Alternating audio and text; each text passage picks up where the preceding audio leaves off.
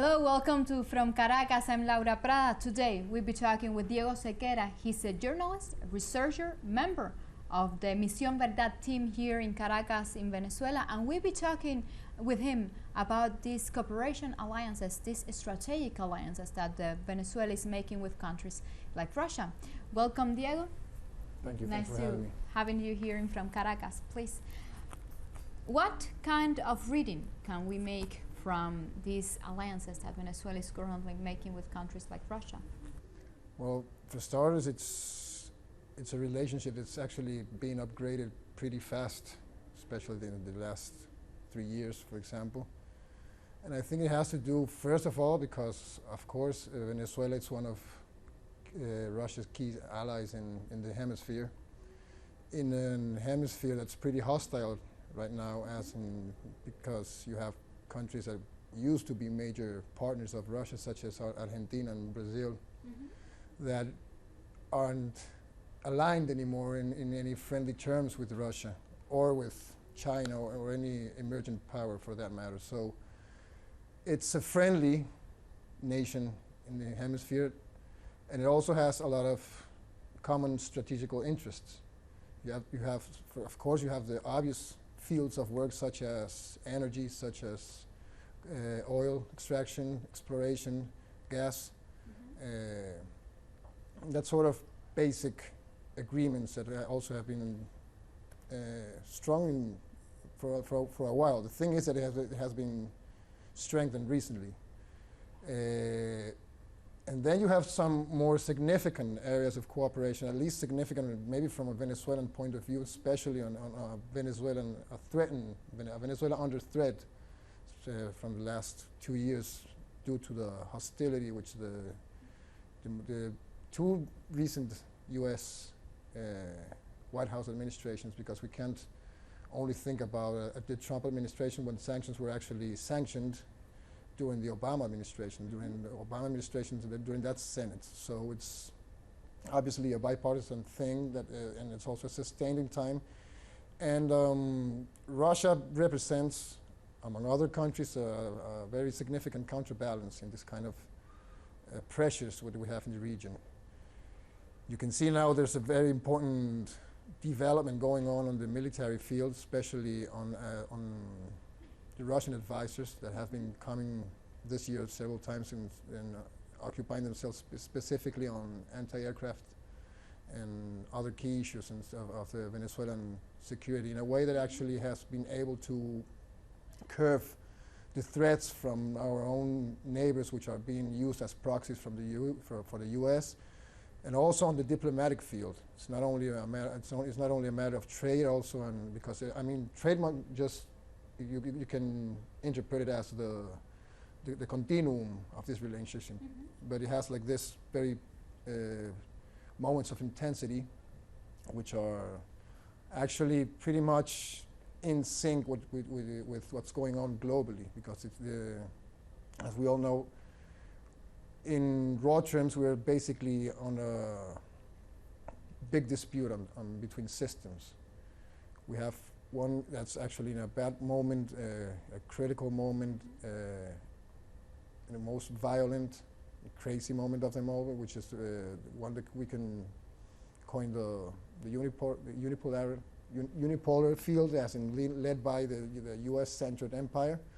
And then you have these emergent powers, which, well, Goldman Sachs call them the BRICS, and they took the name seriously and actually developed some politics, and actually it represents the key proposals of some sort of alternatives based on the actual international law, which could be defectuous in some point or another, but it's the only one we got.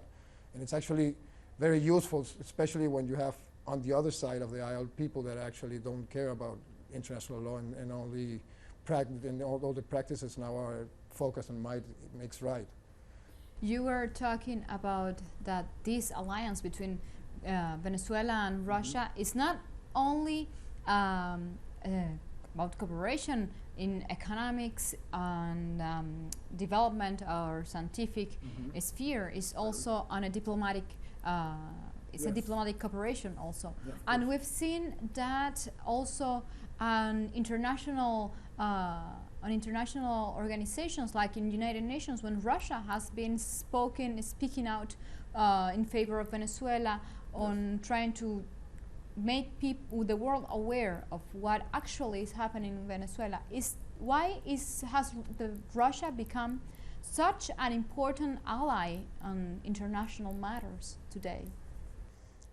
Well, I think the new order that's coming, it's not even a new order. I think it's just a sane order, actually. It's like a bed between sanity and madness. And Russia, first of all, we share the same threat. We share the same hostility, and we also share the same kind of pressure that we're upholding from the U.S. And when I'm talking about pressure, I'm talking about sanctions. I'm talking about the use of proxies near your borders to destabilize. And bear in mind that Russia is a country that in a very short span of time was able to actually reconquer itself after being dismantled after the fall of the Soviet Union, and trying to be all broke up by the U.S. field in this case, and it was a country that actually collapsed spiritually and economically and politically, but also was able in less than 2 decades to get back into back in track and and represent one of the sources of actually even in a sense of dignity, and also being able to actually deal with both aspects of the past, such as the revolution and also the pre-revolution times, and try to build up a new spirituality. And that sort of things also translate themselves in, as we already said, in trade, but also in politics. So there's like this common feat that we share, not only Venezuela. You can think also about Cuba, you can also think about the Arab Republic of Syria, you can also think about Iran, and you can also think about China, which not only share another view of how the world should work, but also they have the same procedures going on, the same kind of methods of regime change, these political destabilization methods. So, and in our region, Latin America, it's one that has actually gone through like several serious blows recently. I mean, if you actually, I think Latin American politics right now really sucks in various ways, morally speaking, politically speaking. I mean, we have like the worst moment in our regional history, as in the worst leaderships we could ever have, and been subordinated in the worst way possible. So, of course, there's also pragmatical interests, such as if Venezuela falls, which is a major focus on the energy field, not only political, but I mean in energy in strict terms. It's going to make things even much more difficult for Russia, or for the OPEC, or for the non-aligned movement, or for all these relationships that have been building. And also another thing that's very important here, and sorry for this digression, but it's also the way that Russia has been able to intervene in a positive sense in conflict resolution. Mm-hmm. That's very important, because we also see Russia coming out to mediate between, recently in the recent news with Turkey and Syria, in the northern Syria. We also are seeing Russia being a mediator between Venezuela and United States. We are also seeing Russia mediating in conflicts also between Cuba and United States. Yes. Is that mediation of Russia in Latin America issues a threat for United States? Well, in a sense it is. It's a threat for some interest from some part of the power structures that rules the U.S. Why is it a threat? Why is it a threat? It's a threat because, first of all, it shows an alternative. Secondly, Russia is an actual military threat in any point, from any point of view. I mean, actually, that's actually Russia's superpower, because if you think in economical terms, it's not a big deal compared to, for example, China. But in security matters and in military matters, it's something very different. And the other thing about Russia, it shares with Venezuela, it's resources, huge amounts of resources, as in oil and gas and everything else. But it's obviously that in this time of U.S. exceptionalism, a bit of order, actually, it's a big threat that doesn't matter how much it's relied actually on international law or international agreements or bilateral agreements, thinking, for example, in the case of Turkey and Russia in this case, because the whole Kurd situation, which is actually something still going on, which still hasn't got into any kind of final outcome, but it's surprisingly positive what's going on. I mean, the Syrian Kurds are like assuming and recognizing the Syrian government, so that Turkey, that actually alleged that the Kurds are a national threat to their security, national security threat, can't actually now deal with Syria, and there's even an agreement before the Adana agreement from 1998. But all this was actually brokered by Russia. So it's on the common interest of all the nations in the world, basically, to have it's better to have cooperation, to have trade agreements, and to build up interlinked development projects instead of war, instead of madness. Is that mediation from Russia a threat for Latin America's dream of independence, that dream of independence and that dream of self-determination? I don't think so. I mean, it's interesting how sovereignty becomes a matter of discussion at this point, because you just have to see the nature of the agreements and the attitude between, for example, the sort of agreements that could come from corporate America or corporate EU, and the ones that come from China or Russia, and how they actually work with what there is. They don't need to do any kind of realignment or regime change process. They're just trying to find win-win strategies that actually it's very well shown in Venezuela. So this model actually represents a threat to this neocon liberal interventionist crazies back at the States. And you can actually see what's going on. They went all bonkers with the Syria situation, and it's funny because thanks to Russia's mediation, we're seeing like the end of the global war on terrorism paradigm, because you're seeing all this political leadership, and you see all these pundits talking about all shocked about the violence of the proxies, of the militias that are on the field, and actually the same ones that Turkey is using now were the same that were funded for a long while with a lot of money, with a lot of cash, with a lot of people, with a lot of logistics by the West, especially the U.S., especially by the CIA and by the EU. So I think that kind of those hard facts actually describes pretty well how Russia works, and how does the U.S. ruling class reacts and facing this kind of critical junctures in world history. Now, bringing it back to Venezuela, yes, to this specific case. This alliance between Venezuela and Russia is also based. Both countries are under the same pressure from United States, correct, from sanctions from United States, yes, as you were saying before, and the European Union, of course. For Venezuela specifically, this alliance, what does it represent for the country? What benefits? In which way it benefits the country on its way to bring in this path of saying, I'm here, I decided to be independent from the United States, I defend this dream of sovereignty and self-determination, respect my will? Yes, good question. The thing is that Venezuela is not able to play in the big powers game, you know. And in that sense, I mean, in the major trends of geopolitics, I mean, in the major powers that are able actually to represent a barrier to other powers that actually, in their interests, it's a very important thing. And actually, how they've learned how to deal with this kind of relationship with smaller nations, with a less power grip. I mean, in the sense that the Russians have, for example, or China.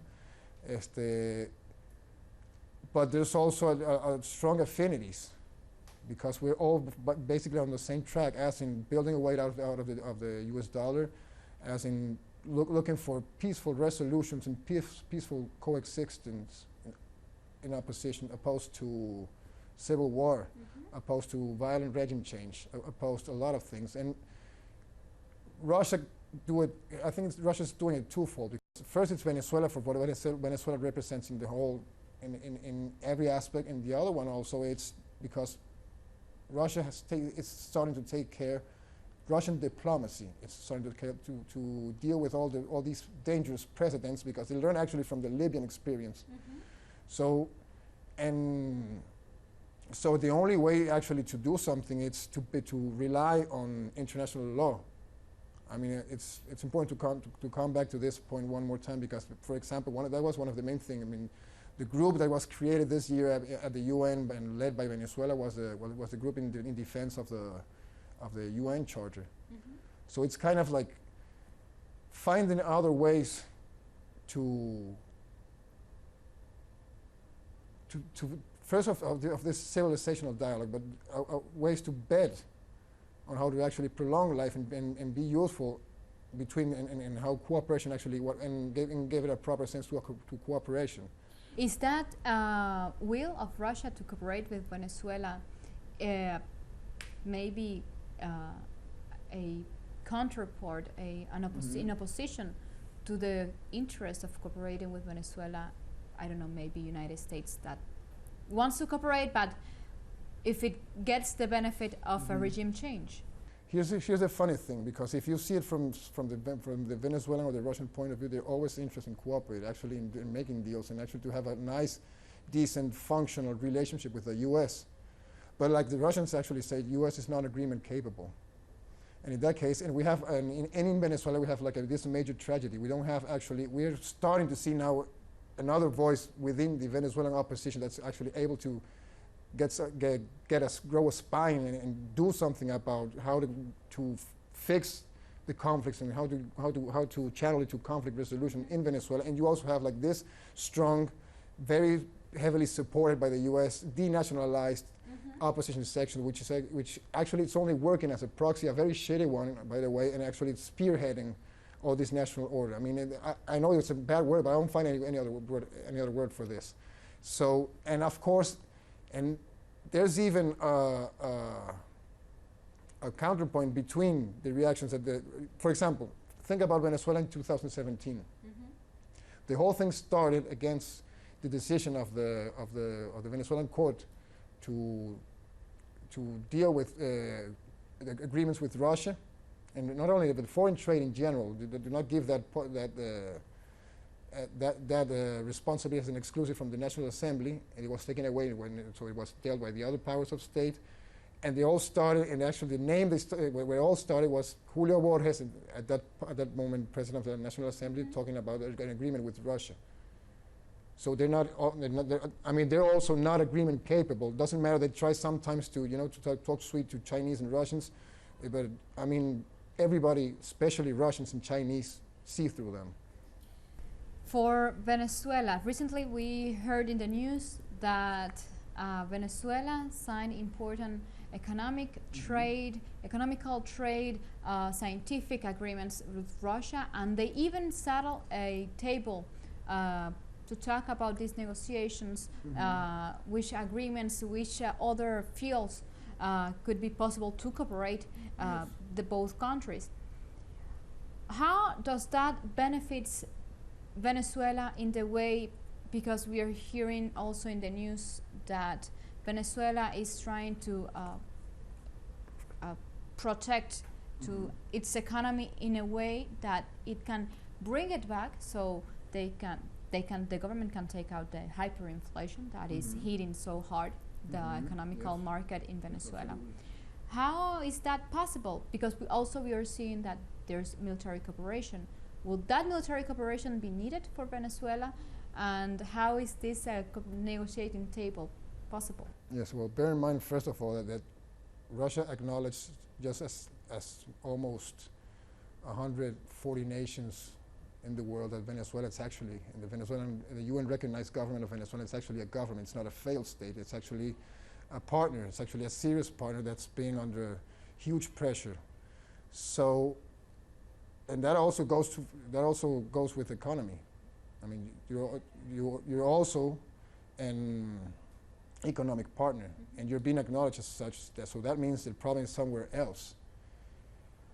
we saw that how the Russian advisors and the S-300 anti-aircraft systems actually were able to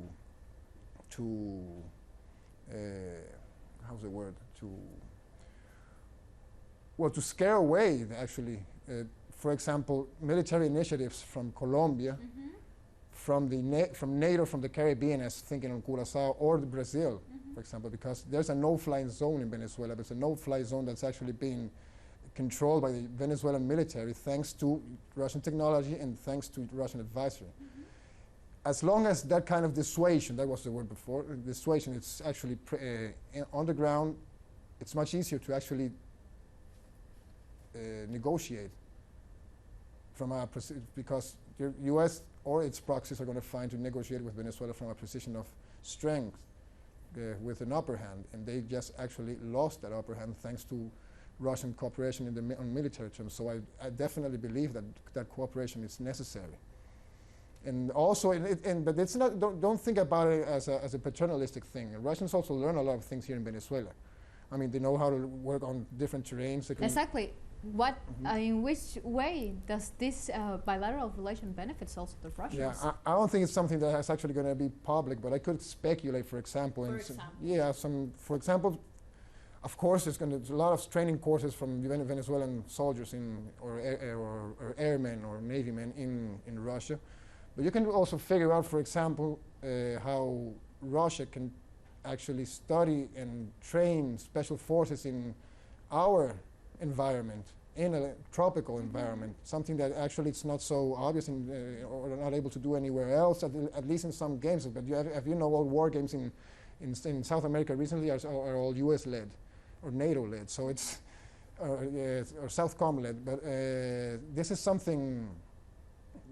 Probably it's in the best interest, for example, in the Russian army's knowledge. Bear in mind, once again, I'm speculating here. This is not official. I'm not able to tell, but it's kind of easy because you can see that. I mean, for example, I'm pretty sure also that Venezuelan military has learned a lot from the Syrian experience shown by the Russians, because that was also that was the game changer in actually the Syria situation. And if Syria would have fallen, being not only the main ally for Russia, there would have been big consequences with the jihadists at 8 kilometers from Moscow then. Imagine, in a way, it's the same. Is it Venezuela, in Russia's interest, I think. If Venezuela falls, you're going to have now you're going to have like basically a whole continent blocked. And not only that, and also an oil powerhouse like Venezuela aligned with something else that could even break the OPEC or do whatever. They could align in any way with, with the U.S. crazies right now. So that kind of describes how interconnected it's all in this kind of relationship. And the other part of this, which is also major important, is the development part in the expansion of the Belt and Road Initiative, which is actually in the core of the U.S.-China alliance. And that's something they also are interested in projecting into Latin America. But you have to have governments that actually are going to be serious enough to cooperate and to collaborate and to be part of this, probably the most important development project in the 21st century. Thank you very much, Thank Diego. You. Thank you very much. We have topics to keep talking for our next interview. Sure, like this, we come to the end of this from Caracas. We were speaking with Diego Sequera. He's a journalist, he's a researcher, member of the Misión Verdad team here in Caracas, Venezuela, with whom we were speaking today about cooperation between Venezuela and Russia and how this strategic alliance take place in the world and how they benefit both parts that are involved. Thank you very much for your attention. Until next time.